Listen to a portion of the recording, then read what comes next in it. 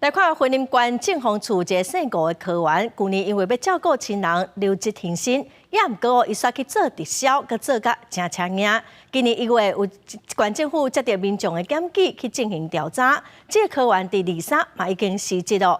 云林县政府是表示讲会来召开科技会来追究行政责任。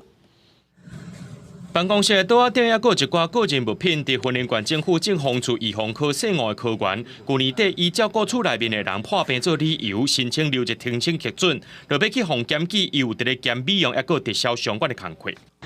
这个部分它就是兼职的话，就是我们在法令规定的话，留职停薪的话，它是可以做兼职的。好，后来我们在持续的了解中，就是直销的这个工作，直销。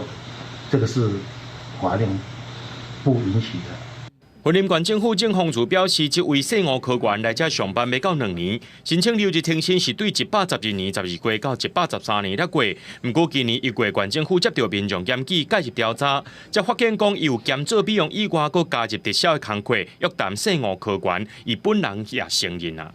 收入他说他第1个月的话，他创的绩效哈就。 变成钻石级哈，可以每个月差不多有80万，奖金超过有80万。